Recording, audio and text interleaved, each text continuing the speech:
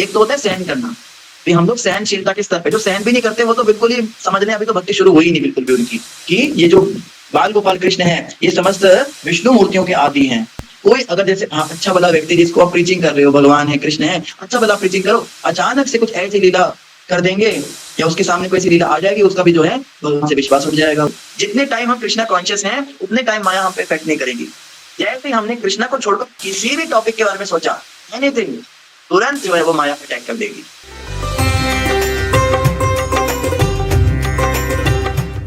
Art तो बहुत ही सुंदर है, बहुत ही सुंदर क्यों है?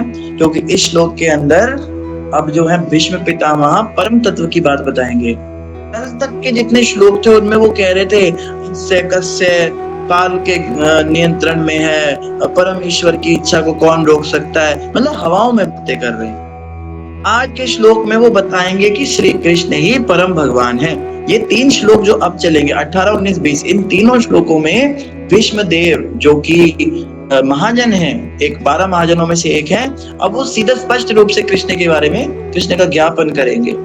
अभी तक वो भगवान कृष्ण का नाम नहीं ले रहे थे, अभी तक वो बात कर रहे थे कि परम तत्व के सब शक्तिशाली है, परम तत्व के अनुसार सारा संसार चलता है, तो ऐसे ऐसे बातें कर रहे थे।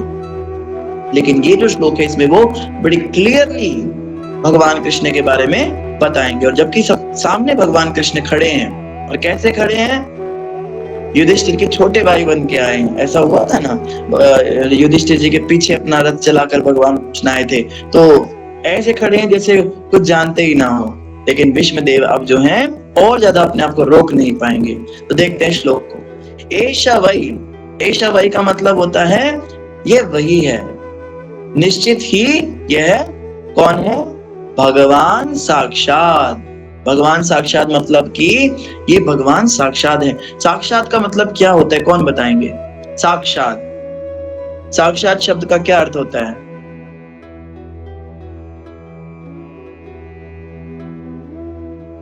ये विशाल प्रभु जी बताएंगे।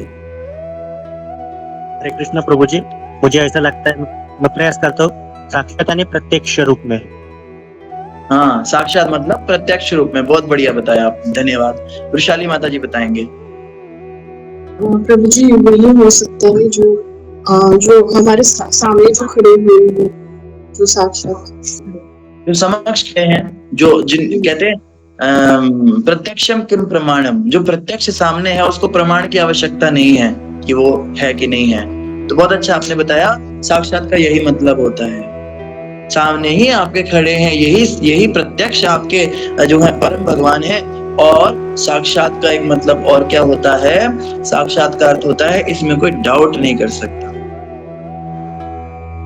भगवान कई हैं, जैसे आप देखते हैं शास्त्रों में कई बार शिव जी को भी भगवान कहा जाता है, कई बार और भी जो देवता हैं, गणेश जी को भी भगवान कहा जाता है, शनि देवता को भी भगवान कहा जाता है, और हनुमान जी को भी भगवान कहा जाता है। ये क्या भी भगवान लगता है। और भगवान कई बार मनुष्यों के लिए भी लगता है, जो बड़ी महान आत्माएं होती हैं, जैसे भगवान वाल्मीकि हैं, है ना, और भी कई तरह के। तो भगवान उपाधि जो है, भगवान शब्द जो है, ये कई व्यक्तित्वों के लिए प्रयोग होता है। लेकिन साक्षात भगवान कहने का अर्थ यहाँ पे क्या है? सभी भगवानों के स्रोत भी ये श्री कृष्ण है। ए शवई, यही है वो। प्रभु जी, इक्षण होगी ना, और इसको विश्लेषण करने से इक्षण मतलब खुद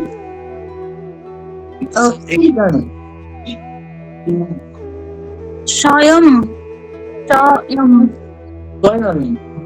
हाँ,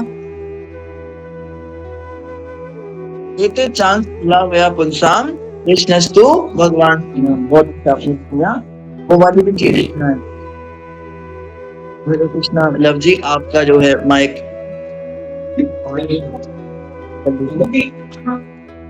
थैंक यू। तो यहाँ पे क्या बात हो रही है? साक्षात और स्वयं, वही वाली बात है। जैसे स्वयं भगवान भी कहा था, स्वयं भगवान का मतलब होता है ये ओरिजिनल भगवान है, इन्हीं से बाकी सारे स्त्रोत विस्तार सारे जितने भी भगवान आते हैं वो इन्हीं से आते हैं। यहाँ पे कहा साक्षात भगवान, अरे तुम्हारे सामने खड़े हैं। ऐसा वही शब्द बड़ा कहते हैं, अरे देखो इसको सामने, पहचानो, ऐसा वही भगवान साक्षात, ये वही भगवान है। कौन? आद्य नारायण पुमान। अब ये वाले शब्द बड़े इंपॉर्टेंट है, से सुनिएगा सभी, बहुत ही ज्यादा इंपॉर्टेंट श्लोक है ये, और इसके ऊपर बहुत कई महीनों तक चर्चा हो सकती है, ये इतना अच्छा श्लोक है। लेकिन हम जो है थोड़ी ही चर्चा करेंगे, क्योंकि ना तो हम में इतनी बुद्धि है, आप सब भी इतना समय नहीं होगा कि आप एक महीने तक सुन लें। आद्य नारायण पुमान, आद्य का मतलब होता है शुरुआत, जिनसे शुरुआत हुई हो, या यहाँ पे प्रभुपाद जी ने प्रथम कहा है, प्रथम। और नारायण का मतलब होता है जो जल से होते हैं, नर जो है वो जल को भी कहा जाता है, और आयन मतलब जो उसमें शयन करते हैं। तो नारायण परमेश्वर, पुमान का मतलब होता है परम भोक्ता। हम नारायण या नारायणों के भी आदि हैं, ये कृष्ण। ये बात बड़ी इंपॉर्टेंट है, देखो श्रीमद् भागवतम के अंदर लिखा है, और यहाँ पे भीष्म पितामह के सामने श्री कृष्ण खड़े हैं, कोई लाइट नहीं खड़ी है, कोई हवा नहीं खड़ी है, यहाँ पे कोई नारायण रूप भी नहीं है। जैसे कई लोग कहते हैं कि नारायण से कृष्ण आते, नारायण से राम आते, नारायण से मत्स्य कत्स्य वरा इत्यादि आते हैं। ये दशावतार जो है समस्त ये नारायण से आते हैं, नारायण के द्वारा। मंजू माता जी, आपका माइक ऑन रह गया, कृपया आप उसको म्यूट कर लीजिए, थैंक यू। तो यहाँ पे देखो, यहाँ पे भीष्म पितामह क्या कह रहे हैं, इन्होंने ये नहीं कहा ये भी नारायण के अवतार आ गए, ऐसा भी कह सकते थे ना। अब अगर किसी की स्तुति ही करनी है तो कह सकते थे ये वही साक्षात नारायण है जो अलग अलग युगों में आते हैं, और ये नारायण अब यहाँ धरती पे अवतार लेकर आए हैं। इन्होंने ऐसा नहीं कहा, इन्होंने कहा एष वै भगवान साक्षात नारायण आद्यो नारायण पुमान, ये नारायण के भी आदि हैं, जिन्हें संसार नारायण कहता है, जो क्षीर सागर में शयन करते हैं, उनके आदि हैं ये कृष्ण। और ये जो सामने खड़े हैं यही वाले कृष्ण। ये भी नहीं कहा कि कृष्ण कृष्ण कह के कुछ हवा में, कई लोग ऐसे हैं, उनके ग्रंथ में लिखा है गोविंद जपो, कृष्ण जपो, राम जपो, हरि हरि जपो। बोलो कि कृष्ण की तो आप पूजा करते नहीं है, बोले गोविंद कृष्ण ये उसके नाम है जो निराकार है, उसको नाम दे रखे हैं, ये उसकी बात हो रही है। तो यहाँ पे आप क्या कहेंगे, यहाँ तो भीष्मदेव ने सीधा इशारा किया, खड़ा है ऐसा भाई, ये जो सामने खड़ा है आपके, ये क्या है, आद्य नारायण पुमान, ये नारायण का भी आदि है। इसमें कोई डाउट नहीं रखा भीष्मदेव ने कि वो किसी और की बात कर रहे हैं, या किसी और कृष्ण की नाम भी नहीं लिया यहाँ तो कि कृष्ण ही भगवान, ऐसा कुछ भी नहीं कहा, इशारा करके कहा ऐसा भाई। दलील देंगे, जो भगवान कृष्ण को भगवान स्वीकार नहीं करना चाहते वो क्या दलील दे सकते हैं? वो ये कहेंगे ये जो इशारा कर रहे हैं ना, ये कृष्ण के अंदर जो परमात्मा है उन पे इशारा कर रहे हैं, वो हैं, मतलब उन लोगों ने उनको मानना ही नहीं है। बिल्कुल जब सामने भीष्मदेव ने सामने खड़े होकर कह दिया ये वही भगवान है, फिर भी नहीं मानना है तो क्या कर सकते हैं। लेकिन अगर आपके पास कोई भी ऐसा व्यक्ति आता है जो इस बारे में बोले कि प्रमाण दो शास्त्रों से कि नारायण से कृष्ण आए हैं, कृष्ण से नारायण आए हैं, नारायण से कृष्ण नहीं आए, हम इस बात को मानते नहीं, प्रमाण दो, तो आप बोलेगा श्रीमद् भागवतम स्कंद 1 अध्याय 9 श्लोक संख्या 18 में महाजन भीष्मदेव ये कह रहे हैं, वही भगवान साक्षात आद्य नारायण पुमान, ये नारायण के भी आदि हैं और ये साक्षात भगवान है, ये भीष्मदेव की वाणी। जी सुमित प्रभु जी। हरे कृष्ण। प्रभु जी ये कहते हैं ना जैसे साक्षात भगवान, हमने जैसे नाटकों वगैरह में देखा है, सीरियल्स में, और साक्षात भगवान को नारायण कहते हैं जैसे विष्णु, ठीक है, हमें ये मतलब सीरियल में दिखाया गया है। लेकिन हम अगर असल में देखें तो पढ़े तो समझे ना कि कृष्ण से उनका मतलब उत्पत्ति हुई है, एक्सपैंड मतलब कृष्ण से उनकी आगे एक्सपेंशन हुआ है। हाँ बिल्कुल, एक्सपेंशन हुआ है, विस्तार हुआ है, नारायण का कृष्ण से विस्तार हुआ है। इसीलिए कहते हैं ग्रंथ पढ़ने चाहिए। टीवी सीरियल्स में वो लोग वो चीजें दिखाते हैं जो उनकी ऑडियंस देखना चाहती है। अगर ऑडियंस कृष्ण भक्त है, अब जैसे कृष्ण भक्ति वाली बहुत सारी ऑडियंस हो गई तो राधा कृष्ण सीरियल चल गया, पहले शिव जी की बड़ी ऑडियंस थी तो वो महादेव सीरियल चला था। तो जो ऑडियंस, और ऑडियंस को क्या देखना है, ऑडियंस को देखना है कि शिव जी और पार्वती जी भी हमारी तरह ही जैसे पति पत्नी होते हैं वैसी हरकतें करें, तो वो शिव पार्वती वैसी हरकतें कर रही है हम। तो वो लीलाएं हुई ही नहीं, किसी ग्रंथ में उसका वर्णन ही नहीं है कि पार्वती जी जो है वहां पे झाड़ू लगा रही हैं और वो कर रही हैं और भोजन पका रही हैं, अन्नपूर्णा देवी, और उनको जाले लग रहे हैं उनके पे और सफाई कर रही हैं। तो ऐसा वर्णन नहीं है। वर्णन है कि वो सेवा करती थी मगर उनके शरीर पे जाले लग जाते थे, या वो ऐसे खुले खुले कपड़े पहनते थे, या महादेव जो है उनको बार बार बात बात पे गले लगा लेते थे गणों के सामने। इस तरह का कोई वर्णन ही नहीं। तो जो हम देखना चाहते हैं, रोगिया जो ही चाहे वैद्या वही फरमाए। रोगी को जो चाहिए, रोगी बोलता है मुझे ये खिला दो, वैद्य कहते हैं हाँ यही तो तुम्हारी दवाई है। ऐसा वैद्य तो मार देगा लोगों को। तो रियलिटी अगर समझनी है तो हमें शास्त्र पढ़ने चाहिए। बहुत अच्छी बात आपने कही जी मनोरमा माता जी।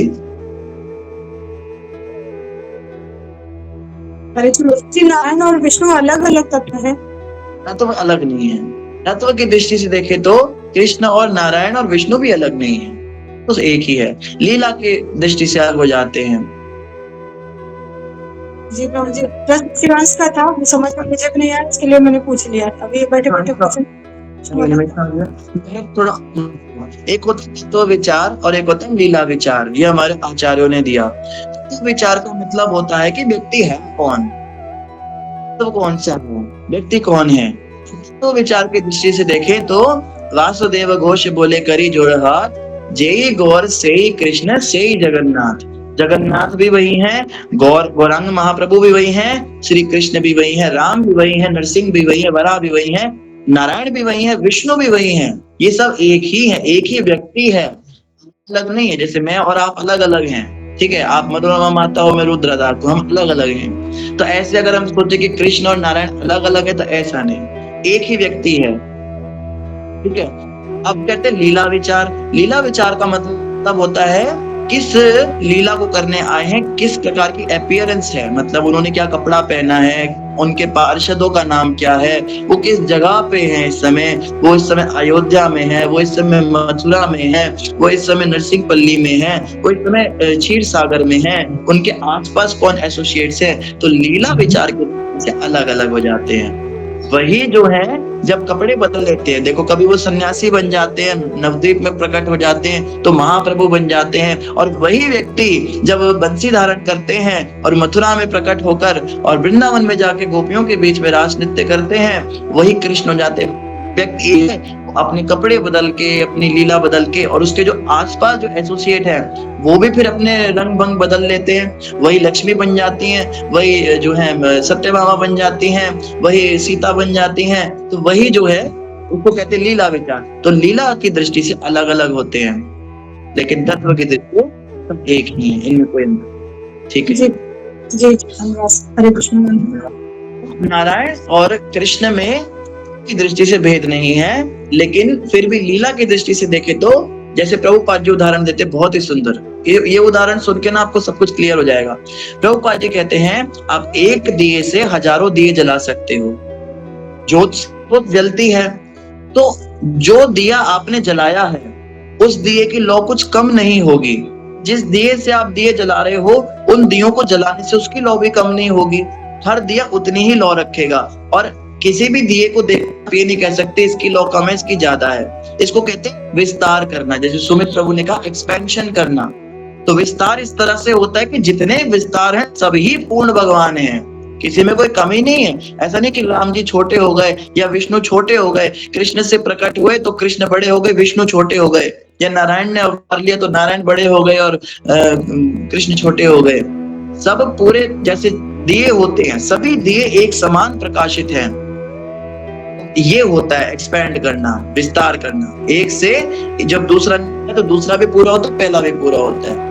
लेकिन फिर भी प्रभुपाद जी कहते हैं ओरिजिनल दिया श्री कृष्ण है, जिनसे सारे दिए जले हैं। ये हमें समझना है कि जो स्टार्टिंग में था, जिसने सब शुरुआत की, जिसने विस्तार करना शुरू किया, स्पेंड करना शुरू किया, वो कृष्ण है। लेकिन तत्व की दृष्टि से सब एक ही हैं, वही रूप बदल रहे हैं, लेकिन कह लीजिए ओरिजिनल रूप ये है। जैसे कोई माता है, ठीक है, कभी वो मेकअप लगा के काला सूट पहन लेती है तो उसका नाम मान लो कोई उसकी दोस्त रखे, उसका नाम आज तो तेरा नाम काला रख देते हैं। मानो किसी दिन वो पीला सूट पहन के चली जाती, पीली साड़ी डाल देती है, उसका नाम पीलिया रख दिया। किस दिन वो गुलाबी सूट पहन ले, उसका नाम गुलाबो रख दिया। किस दिन वो हरा सूट पहन ले तो उसका नाम तोतिया रख दिया। तो ये तोतिया, नीलिया, पीलिया, गुलाबो, ये सब कौन है? ये लीला की दृष्टि से अलग अलग हैं, क्योंकि अलग अलग जगह पे लीला कर रही हैं जाके। लेकिन तत्व की दृष्टि से ये कौन है?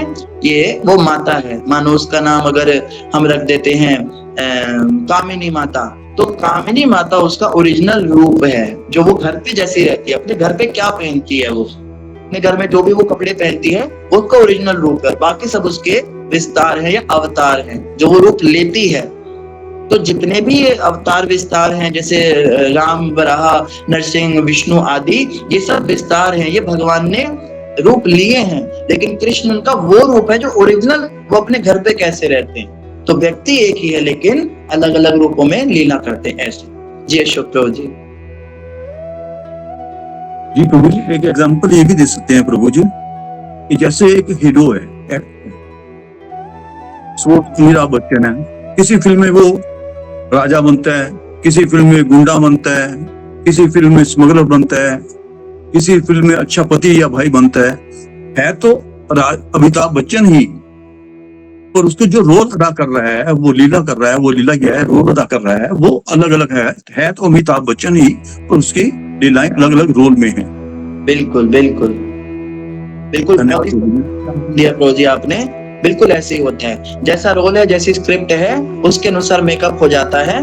किसी फिल्म में भी बन जाता है ना, किसी फिल्म में वो अपना ही बाप बन जाता है, डबल रोल भी हो जाता है, डबल रोल वो बाप बेटा बन के आ जाता है। लेकिन जो उसका ओरिजिनल स्वरूप है वो उसके घर पे उसकी पत्नी जानती है, वो उसका ओरिजिनल रूप। ऐसे ही जो है श्री कृष्ण क्या है? साक्षात भगवान है, ये समझना है। जो ओरिजिनल रूप है परम तत्व का, जिसको कोई निराकार के, जैसे कि सब कहते हैं ना, परम भगवान एक ही है, सबका मालिक एक, सबका मालिक एक है ना। तो जो एक की बात हो रही है, जो लोग कहते हैं ऊपर जाके सब एक ही है, नीचे तुमने अलग अलग रूप बना लिए, तो वो एक जो है, जिसको बाइबल में भी लाइट कहा गया, जिसको कुरान में भी लाइट कहा गया, जिसको सनातन के वेदों में भी कई जगह पे लाइट कहा गया, निराकार भी कहा गया, जिसको वैष्णवों ने विष्णु के रूप में देखा, जिनको शैवों ने शैव रूप में देखा, शाक्त के उपासकों ने शक्ति रूप में देखा, वो सारे ही स्वरूप और एग्जिस्ट करते हैं।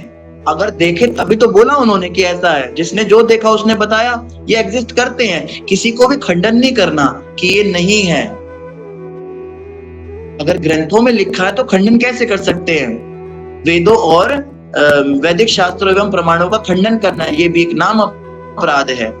वेद शास्त्रों का खंडन नहीं करना, हमें एग्जिस्ट करते हैं अगर वेद शास्त्रों में लिखे हैं। लेकिन ये रूप क्या है? ये विस्तारित हुए हैं उस परम तत्व से, पार ब्रह्म परमेश्वर, तुम जग के स्वामी, जय जगदीश हरे, उनसे जो निकल रहे हैं ये सब। तो जिससे निकल रहे हैं, जो सबसे ऊपर, जो ओरिजिनल रूप है, ऊपर नहीं कहना चाहिए, ऊपर नीचे कहने से हमें लगता है हमारे भगवान को छोटा कह रहा है, अपने भगवान को बड़ा। तत्व की दृष्टि से तो एक ही है ना, राम भी वही, कृष्ण भी वही, तो तत्व तो एक ही है। तो बड़ा छोटा नहीं, कह लीजिए कि ओरिजिनल दिया, जो जिसने सब जलाए, जो व्यक्ति जो ओरिजिनल कैसा दिखता है, तो कृष्णस्तु भगवान स्वयं, वो कृष्ण रूप है, ऐसा हमें यहाँ से समझना है। जी विशाल प्रभु जी। कृष्ण प्रभु जी, दंडवत प्रणाम। यहाँ पे हम ऐसा भी समझ सकते हैं कि जो दूध होता है, मिल्क, और उससे बने जो पदार्थ रहते हैं, तो उसी के प्रकार भगवान कृष्ण है, जो मूल दूध है, और उसके साथ में जो बनने वाले पदार्थ है, उनके एक्सपांशन है। हरे कृष्ण प्रभु जी, मुझे ऐसा बहुत ही सुंदर उदाहरण दिया। अरे यहाँ पे तत्वदर्शी महात्मा बैठे हुए हैं, यहाँ पे दूध का उदाहरण दे रहे हैं। दूध से आप घी बनाते हो, दूध से पनीर बनाते हो, दूध से आप दही बनाते हो, दूध से छाछ बनाते हो, दूध से मट्ठा बनाते हो, दूध से मक्खन बनाते हो, दूध में चावल मिला के खीर बना लेते हो, दूध को सुखा के उसको खोआ बना लेते हो। तो दूध से कुछ भी बन सकता है, लेकिन जो दूध ओरिजिनल है वो श्री कृष्ण है। श्री कृष्ण अलग अलग रूपों में, अलग अलग लीलाओं में, जैसे दही वाला उदाहरण तो ब्रह्मा जी ने भी दिया है कि दूध में जैसे दही मिल जाती है तो खटास आ जाती है, तो ऐसे ही शिव का रूप कृष्ण ही है, कृष्ण ही उनके कह लीजिए स्रोत हैं। एक प्रकार से देखे तो शिव जी भी वही तत्व हैं, सदा शिव जो तत्व हैं, लेकिन उनमें जो है वो प्योर विष्णु तत्व नहीं कह सकते, क्योंकि उनमें खटास मिली हुई है। जैसे खीर है, खीर शुद्ध दूध नहीं है, क्योंकि उसमें चावल भी है, चीनी भी है, तो जिसमें मिलावट हो जाती है फिर वो शुद्ध तत्व नहीं रहता, लेकिन दूध से ही आई है। तो इसी प्रकार से शिव तत्व भी कहीं ना कहीं विष्णु तत्व के ही समान है। तो इस तरह से अगर हम सबसे ऊपर जाते हैं तो वो जो दूध है वो श्री कृष्ण है। बहुत अच्छा उदाहरण दिया प्रभु जी। जी मनोरमा माता जी। हरे कृष्णा प्रभु जी। प्रभु जी, छोटा सा प्रश्न था कि जब भगवान विष्णु ने वामन अवतार धारण किया था तब उन्होंने मतलब वो ब्राह्मण थे कि सन्यासी थे? हरे कृष्णा। ब्रह्मचारी और ब्राह्मण, बटुक ब्राह्मण। हम लोग जैसा टीवी में देखे थे ना तो उतना ध्यान नहीं रहता है, फिर तो हाँ, बटुक ब्राह्मण रूप में आए थे, क्योंकि वो ब्राह्मण पुत्र थे। वो अदिति कश्यप के बेटे थे, तो कश्यप ऋषि जो है वो ब्राह्मण वर्ग में आते हैं। वैसे हम सभी कश्यप जी की संतानें हैं, जितने भी मनुष्य हैं हम सबका गोत्र कश्यप है। जिसको अपना गोत्र याद नहीं हो तो वो कश्यप गोत्र बता के पूजा कर सकता है, क्योंकि कश्यप जी से सारे मनुष्य, कीड़े मकोड़े, सांप और ये सब कश्यप जी से आए। हम सब कश्यप जी की संतानें हैं। तो उनके पुत्र के रूप में आए थे। तो ब्रह्मचारी, ब्रह्मचारी का वेश था, जो ब्रह्मचारी ट्रेडिशनल ब्रह्मचारी, जैसे वो उनकी खाल पहनती थी, क्या होता है वो हिरण की खाल, एक छाता सर पे तानते थे, हाथ में कमंडल रखते थे, भिक्षा मांगकर जीवन जीते थे, सिर पे बाल नहीं रखते थे, पीछे सुखा रखते थे। तो वैसा बड़ा सुंदर उनका वेश था। वैसे बताया जाता है वामन भगवान के गोल्डन बाल थे। कई जगह पे उनको हेड शेप दिखाया जाता है, उनके बाल नहीं है, मुंडन में दिखाया जाता है। लेकिन जो शास्त्रों में वर्णन है, जो प्रभुपाद जी के शिष्यों ने जो पेंटिंग बनाई है, उनके गोल्डन बाल थे, बड़े सुंदर ऐसे, उन्होंने पीछे जूड़ा बांधा हुआ है, तो वो भिक्षा मांगने आए थे। ये उनका स्वरूप है। जी जी प्रभु जी, बहुत सुंदर रूप दिखाते भी हैं, जो सीरियल में दिखाए हैं उसमें भी बहुत सुंदर आकर्षण रहता है, बहुत ज्यादा। बहुत सुंदर। तो उनकी नकल ऐसी है तो ओरिजिनल कैसा होगा?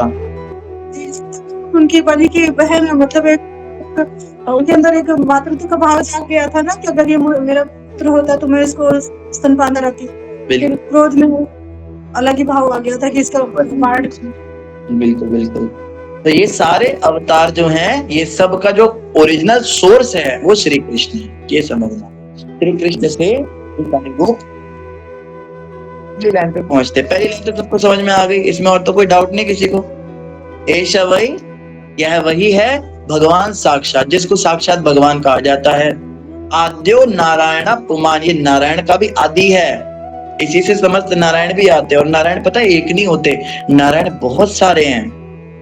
टीचिंग्स ऑफ लॉर्ड चैतन्य पुस्तक में प्रभुपाद जी बताते हैं नारायणों की संख्या 64 प्रकार के तो नारायण होते हैं। हाथों में क्या पकड़ते हैं? शंख चक्र गदा पद्म, 4 हाथ होते हैं ना, तो हर हाथ में ये जो पकड़ते हैं इसका क्रम बदलता है। मान लो किसी ने लेफ्ट ऊपर वाले हाथ में शंख पकड़ा है और लेफ्ट नीचे वाले हाथ में गदा पकड़ी है, राइट ऊपर वाले हाथ में उन्होंने पद्म पकड़ा है, तो उनका नाम कुछ और हो जाएगा। फिर जो जिसने अलग तरीके से पकड़ा है, उन्होंने शंख इस वाले हाथ में पकड़ लिया, तो उनका नाम अलग हो जाएगा। जैसे परमुटेशन कॉम्बिनेशन अगर आप लगाएंगे 65 प्रकार के ये बनेंगे नारायण, जिन्होंने 4 चीजें अलग अलग क्रम में पकड़ी हुई हैं, और उन सबके अपने अपने नाम हैं, उनका अपना रूप है, और वो उसी क्रम में उसको पकड़ के रखते हैं, और उनका अपना लोक है। और ये तो खाली नारायण की बात है। इसके बाद में विष्णु, महाविष्णु, फिर उसके बाद में गर्भोदकशाही विष्णु कितने होते हैं? जितने उनके रोमकूप से ब्रह्मांड निकले हैं, जितने बुलबुले निकले हैं, उतने सारे गर्भोदकशाही विष्णु, कोई गिनती कर सकता है? भगवान महाविष्णु के शरीर में कितने रोम छिद्र हैं, कोई गिनती कर सकता है? उतने गर्भोदकशाही विष्णु हैं।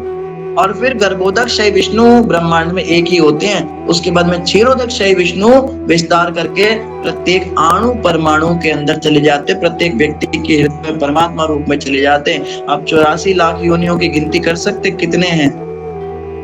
आप एटम्स और मॉलिक्यूल्स की गिनती कर सकते कितने एक ब्रह्मांड में? इतने ये हैं, विष्णु हैं। तो कौन गिनती कर सकता है कितने रूप हैं? अनंत अनंत रूपों में विस्तार। लेकिन ये सारे के सारे कृष्ण से आ रहे ऐसा। तो साक्षात आद्यो नारायण पुमान। लेकिन अब सुनिए, मजे की बात अब शुरू होगी। अब यहाँ पे प्रेजेंट कब है? कविता इस प्रेजेंट की गलती से हो गया होगा। हरे कृष्णा।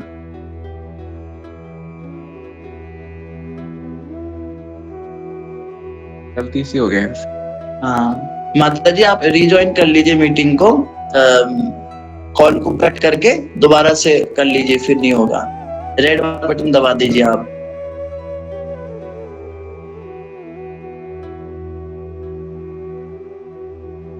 भी नहीं हुआ, खैर छोड़िए। तो इस प्रकार से हम क्या देख रहे हैं, ऐश भाई भगवान साक्षात आद्यो नारायणा पुमान, लेकिन क्या यहाँ पे बता रहे हैं, मोहयन माया लोकम। अब ये लाइन बड़ी इंपॉर्टेंट है, क्या कह रहे हैं यहाँ पे भीष्मदेव, कहते हैं मोहयन माया लोकम, लेकिन इन्होंने क्या कर रखा है, वैसे तो ये साक्षात भगवान है, इसमें कोई डाउट नहीं है कि साक्षात भगवान है और परम भगवान होने के नाते श्री कृष्ण ही है। माता जी अब टॉपिक भटक रहा है।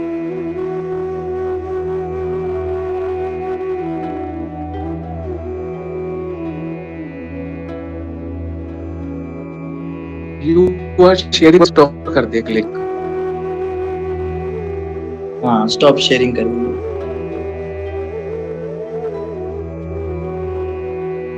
जी उसमें भी तो है ना, ये जो जगन्नाथ आरती में है कि श्री राम सचिदानंदा गोविंदा परमेश्वरा विष्णुर महाविष्णु प्रवर विष्णु महेश्वरा, महेश्वरा। बिल्कुल बिल्कुल, जगन्नाथ जी कौन है, विष्णुओं के भी महाविष्णु, प्रभु विष्णु, विष्णुओं के भी प्रभु हैं, समस्त विष्णुओं के भी कह लीजिए आदि हैं, उनको जगन्नाथ कहा गया है। धन्यवाद कविता माता जी। तो ये बात जो है ये हमको समझ में आती और ये कई जगह पर दी है। ये दामोदर अष्टकम में भी आता है एक जगह पे, जहां पे सत्यव्रत मुनि बता रहे हैं कि ये जो बाल गोपाल कृष्ण हैं ये समस्त विष्णु मूर्तियों के आदि हैं।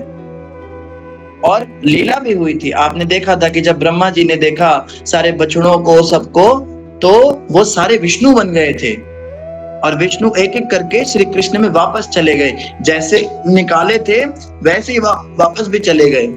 तो विष्णु मूर्तियों के रूप में भगवान ब्रह्मा जी को दर्शन कराया, विष्णुओं का भी आदि मैं हूँ। और लास्ट में कौन रह गया, एक ग्वाला रह गया छोटा सा, जिसके हाथ में दही भात था, दूसरे हाथ में डंडा था और जिसके शरीर पे मिट्टी लगी थी। और ब्रह्मा को देख के कहते हैं क्यों, इसी रूप को देख के मोहित हुए थे, अब पता लगा ये रूप दिखने में तुम्हें मैं मिट्टी वाला बच्चा लग रहा हूँ, ऐसे झूठा झाटा खाने वाला लग रहा हूँ, अभी देखा तुमने मेरी लीला को, समस्त विष्णु मेरे अंदर हैं।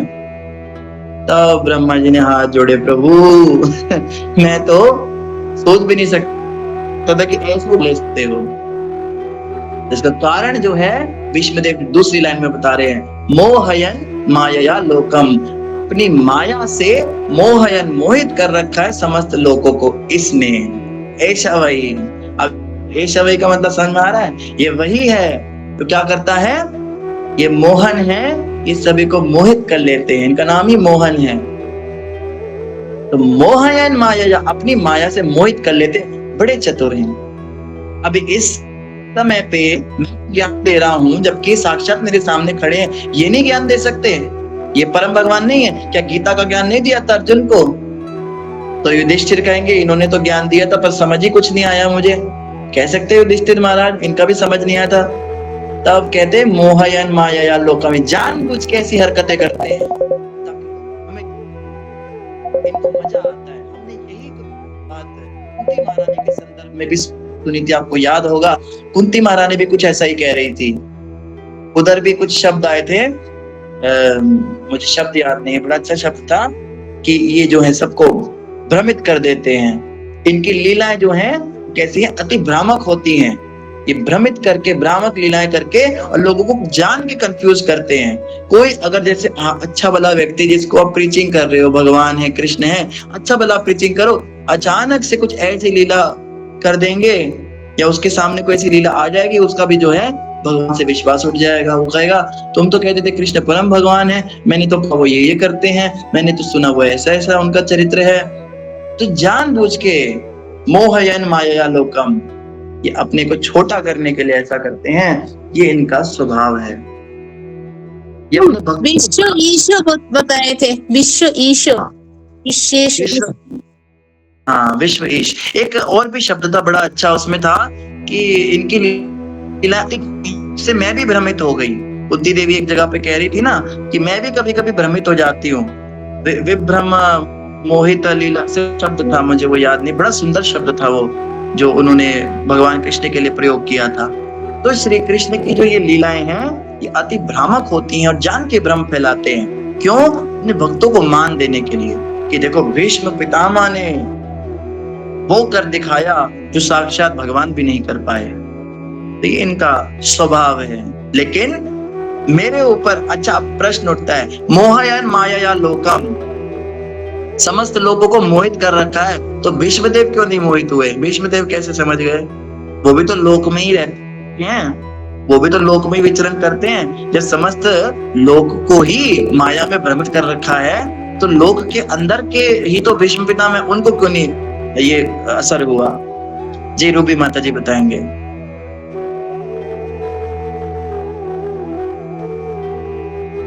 हरे कृष्णा। प्रभु जी गलती से मेरे हाथ रह गलती से हैंड दोगे तो गलती से जवाब भी दे दो आप।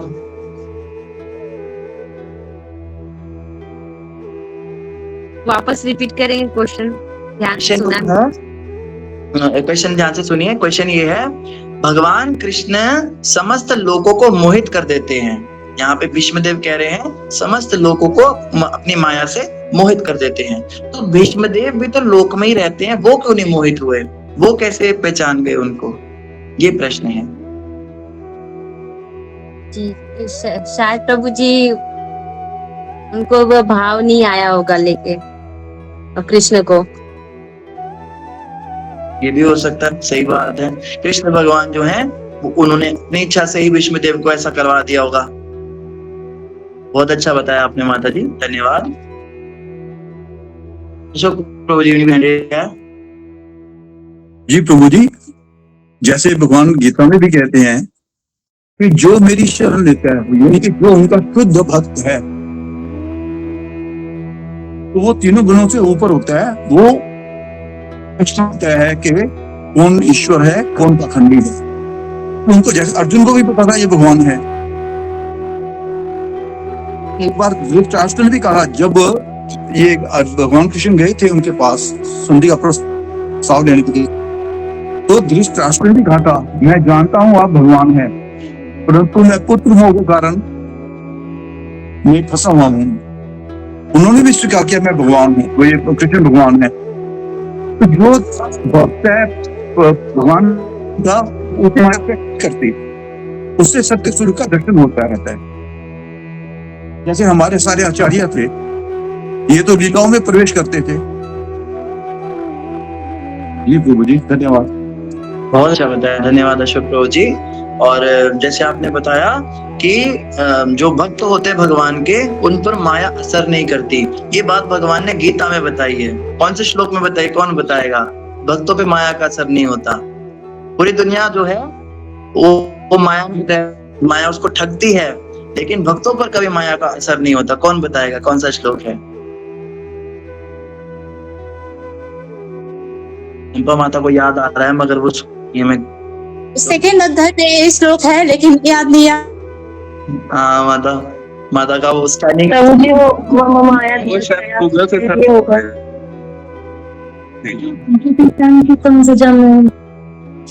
बिल्कुल बिल्कुल। देवी येषा गुणमयी मम माया दुरत्यया। दुरत्या माया है, कोई इसका पार नहीं पा सकता। लेकिन माम एव ये प्रपद्यन्ते माया में ताम तरंती थे, जो मेरी शरण ले लेता है वो माया का पार पा जाता है। अब सोचिए, विष्णु माया की बात हो रही है, कहते हैं वो पार पा जाता है। जिस माया को बड़े बड़े वो भी उसकी कह लीजिए उसकी चपेट में आ जाते हैं, उस माया को माया में ताम तरंती थे मामे वह प्रपद्यन्ते।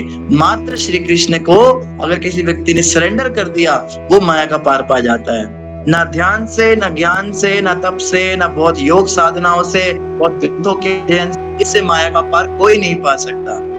हमारे गुरु महाराज एक बात बोलते हैं, ज्ञान पुरुष है, ज्ञान होता है, होती थोड़ा ना, ज्ञान पुरुष है। और माया स्त्री है, माया होती है तो स्त्री जो है वो पुरुष को आकर्षित कर लेती है। इसीलिए हम अधिकतर देखते हैं जो ज्ञान मार्गी होते हैं वो माया से आकर्षित हो जाते हैं। लेकिन भक्ति स्त्री है और माया भी स्त्री है, स्त्री स्त्री को आकर्षित नहीं कर पाती। इसलिए जो भक्ति की शरण लेता है वो माया से कभी आकर्षित नहीं हो पाता है।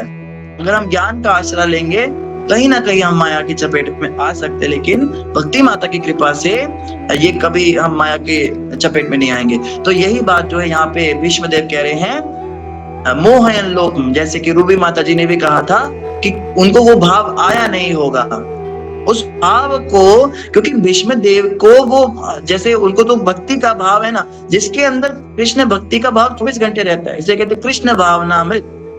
प्रभुपाद जी ने क्यों रखा संस्था का नाम कृष्ण भावनामृत? क्योंकि अगर कोई कृष्ण की भावना के अमृत में रहेगा तो उसको क्या होगा, उसके ऊपर ये माया मोह कर पाएगी उसको। जितने टाइम हम कृष्णा कॉन्शियस हैं उतने टाइम माया हम पे इफेक्ट नहीं करेगी। जैसे ही हमने कृष्णा को छोड़कर किसी भी टॉपिक के बारे में सोचा, एनीथिंग, तुरंत जो है वो माया अटैक कर देगी। प्रभुपाद जी से उनके शिष्य ने आगे प्रश्न किया, Prabhupada sometimes when we are in माया, कभी कभी जब हम माया में पड़ते हैं, प्रभुपाद ने पूरा सवाल ही पूरा नहीं होने दिया, प्रभुपाद ने तुरंत रोका, रुक जाओ। sometimes you are always in माया, कभी कभी तुम हमेशा माया में गिरे हुए हो। sometimes you are Krishna conscious, तुम ये मत कहो कभी कभी हम माया में होते हैं, अरे तुम हमेशा माया में रहते हो, कभी कभी तुम कृष्ण भावनामृत में होते हो। तो वो जो भाव था कृष्ण भावनामृत का भाव, कहते भाव का ही अभाव है, बाकी सब है भक्तों के अंदर। कीर्तन भी स्पेशल, ऐसे ट्यून मृदंग भी जबरदस्त बजता है, डीटी वर्शिप भी खूब अच्छे से घुमा के ऐसे भगवान को चमक डुला रहे हैं, भोग एक से एक बन रहे हैं, 56 भोग, बड़े बड़े मंदिर तैयार हो गए, प्रचार के नाम पे इतने लाखों करोड़ों लोग इकट्ठे कर लिए, बस भाव का अभाव है। कृष्ण भावनामृत ही नहीं है, बाकी सब कुछ है, सारी एक्सपर्टीज है। ऐसा इससे क्या होगा, सुकृति बनेगी। इसको रजोगुणी तमोगुणी भक्ति कहा गया है शास्त्रों में। मंदिर बनवाना, कीर्तन करना, प्रवचन करना, जैसे मैं यहाँ पे इतना बोल वचन करता हूँ, प्रवचन तो नहीं कह सकते इसको, तो ये सब करना, एक्सपर्ट बातें करना, घुमावदार चीजें बताना, श्लोक पे श्लोक, बड़ा संस्कृत का ज्ञान, ऐसे संस्कृत के श्लोक बोलने, बहुत ग्रंथों का बड़ा गूढ़ अध्ययन, कृष्ण तत्व पे चर्चा, ये सब कुछ होने के बावजूद भी यदि भाव का अभाव है, कृष्ण भावना में हृदय में नहीं है, तो इन सब से भगवत प्राप्ति नहीं होगी। ये सब सहायक हैं भगवत प्राप्ति के। जैसे आपके पास प्लेट में अचार भी है, चटनी भी है, पापड़ भी है और बहुत सब चीजें आपने रख ली, सलाद भी है, बस अंदर खिचड़ी ही नहीं डाली। मेन जो चीज है, अगर खिचड़ी ही नहीं डाली तो ये सब मिलके पेट नहीं भर पाएंगे। लेकिन अगर खाली खिचड़ी है आपके पास तो आपका पेट भर जाए। फिर अचार डालो तो और स्वाद, घी डालो तो और स्वाद, पापड़ डालो तो और स्वाद, ये सब चीजें उस खिचड़ी को स्वादिष्ट बनाने के लिए हैं। लेकिन अगर खिचड़ी ही नहीं है, इन सब से कोई लाभ नहीं। अगर किसी के हृदय में कृष्ण भक्ति है, किसी का हृदय बहुत निर्मल हो गया है, किसी के हृदय में कृष्ण भक्ति के लक्षण क्या हैं? कृष्ण भक्ति का पहला लक्षण अनिंदुक हो जाएगा, निंदा करना बंद कर देगा, किसी की भी अदोष की हो जाएगा ही नहीं। निंदा तो तब करे जब दोष दिखे, किसी में दोष दिखना जब बिल्कुल बंद हो जाए, समझिए अब आपकी भक्ति में प्रोग्रेस हो रही है। जब तक दूसरों में दोष दिख रहे हैं, वैष्णवों में, जीवों में, किसी में भी, तो भक्ति तो कृष्ण भक्ति के लक्षण है, अदोषदर्शी हो जाएगा। और दोष सारे दुनिया भर के खुद में दिखेंगे, अपने अंदर रोज नए नए दोष दिखने शुरू होंगे। लगेगा अरे अभी तो हमने कुछ शुरू किया ही नहीं, अभी तो हम बहुत दूर खड़े हैं, अभी तो हमसे अच्छे तो संसारी लोग हैं, कम से कम पूजा पाठ अच्छे से नियम से करते हैं, हमारा तो कुछ नियम ही नहीं बन रहा है। कम से कम ये लोग जब जप वगैरह करने बैठते हैं, आंख बंद करके एक आसन पे बैठ के करते हैं। संसारी लोगों को देखा आपने माला करते हुए, कितने ध्यान से पूरा दिशा में बैठ के ऐसे ध्यान से जप करते हैं, चाहे संसारिक भौतिक इच्छाओं के लिए कर रहे हो, लेकिन कितने अच्छे से करते हैं। और मैं कैसे जप करता हूँ, मैं फोन चलाते हुए, बातें करते हुए, मेरे से तो अच्छे संसारी लोग हैं, खुद में दोष दिखने लगते हैं। और इतने दोष दिखते हैं, इतने दोष दिखते हैं, क्षण प्रकट होती विनम्रता। भगवत लक्षण, जिसको भगवत प्रेम प्राप्त हो रहा है, जो भक्ति में आगे बढ़ रहा है, उसका लक्षण है विनम्रता, उसमें आ जाएगी, तृण से भी अधिक नीच हो जाएगा। विनम्रता का मतलब क्या होता है? विनम्रता का मतलब है सम्मान पाने की इच्छा समाप्त होना। कोई बदतमीजी से बात करे तो बुरा नहीं लगेगा, लगेगा कि और भी ज्यादा बदतमीजी से बात करने के लायक हूँ, इन्होंने तो बड़ी कम बदतमीजी की मेरे साथ में। मेरी कोई निंदा करेगा तो बुरा नहीं लगेगा, मैं हूं ही ऐसा। अभी तो इसको पूरी बातें नहीं पता, अभी तो थोड़ा ही बोला है इसने, मेरे में तो कितने ज्यादा दोष है, इसने तो चर्चा नहीं करी उस बात की। निंदा में बुरा नहीं लगेगा, चुगली होगी तो बुरा नहीं लगेगा, बदतमीजी होगी तो बुरा नहीं लगेगा, अपमान होगा तो बुरा नहीं लगेगा। एक तो होता है सहन करना, भी हम लोग सहनशीलता के स्तर पे, जो सहन भी नहीं करते वो तो बिल्कुल ही समझ लें अभी तो भक्ति शुरू हुई नहीं बिल्कुल भी उनकी। थोड़ी सी भी बदतमीजी हुई, कुछ हुआ तो तुरंत रिएक्ट कर दिया, अरे आपको क्या पता, आप जानते हैं मुझे, सोना माला करते हैं हम, दीक्षित हो गए हम। तो जो सहन भी नहीं कर रहा वो तो कहीं भी नहीं है। लेकिन जो सहन कर लेता है, मान हो गया, अनादर हो गया, किसी ने कुछ कह दिया, सहन कर ले, कुछ जवाब नहीं दिया, वो भी अच्छा है। लेकिन सब श्रेष्ठ क्या है? बुरा लगना ही बंद हो जाए। ये सब भगवत प्रेम के लक्षण ये जो हैं, ये प्रकट होते हैं धीरे धीरे उसके हृदय में। तो इस प्रकार से क्या होता है, क्या बात चल रही थी हमारी, कहीं और ही पहुंच गए हम। ये जी माया को कर रही थी बात, मुझे मोह में नहीं आए। मोह, मम माया दुरत्यया। तो ज्ञान से या तप साधना से नहीं, ये कैसे हो सकता है? कृष्ण को समर्पण करने से। हाँ, खिचड़ी की बात हो रही थी। तो भगवत प्रेम अगर खिचड़ी ही नहीं है, बाकी हम कीर्तन भी बहुत अच्छा करने लगे, हम लेक्चर बहुत अच्छा करने लगे, हम भागवतम भी हमें कोई समझ में आ गई, हमसे भागवतम का कोई भी श्लोक सुन लो, हमें श्लोक भी याद हो गए, तिलक हम बहुत सुंदर लगाते हैं, गले में मोटी मोटी कंठी पहन ली हमने, वैष्णव ड्रेस में रहते, वैष्णव एटिकेट्स का पालन करते हैं, सब कुछ है, लेकिन बस कृष्णा कॉन्शियसनेस नहीं है, कृष्ण भाव नहीं है। तो क्या है, ये सब जो है, ये सब ठीक है, अच्छी बात है, होना चाहिए, लेकिन अगर भगवत प्रेम प्राप्त करना है, हमें कृष्ण प्रेम प्राप्त करना है, तो इन सब से मिलकर भी कृष्ण प्रेम प्राप्त नहीं हो सकता। जिसमें कृष्ण कॉन्शियसनेस है, जिसमें भक्ति है, भाव है भगवान का, वो अगर कीर्तन भी अच्छा करना सीख जाए और भी अच्छी बात, वो प्रचार करना सीख जाए तो और भी अच्छी बात। जैसे प्रभुपाद जी हैं, प्रभुपाद जी में कृष्ण भावनामृत थी, प्रभुपाद जी ने फिर कीर्तन भी किया, फिर प्रभुपाद जी ने प्रचार भी किया, फिर प्रभुपाद जी ने डीटी वर्शिप भी किया, फिर प्रभुपाद जी ने लेक्चर किया, फिर प्रभुपाद जी ने सुंदर तिलक लगाया, अच्छी किटी पहनी, अच्छे वैष्णव ड्रेस पहनी, फिर प्रभु ने विनम्रता भी दिखाई, प्रभुपाद जी ने सब अच्छे अच्छे लक्षण प्रकट किए। तो वो सब कॉम्प्लीमेंट्री हो गए, लेकिन जो बेस था वो कृष्ण भावनामृत थी प्रभुपाद जी के हृदय में। इसीलिए कई लोगों ने प्रभुपाद बनने की कोशिश की।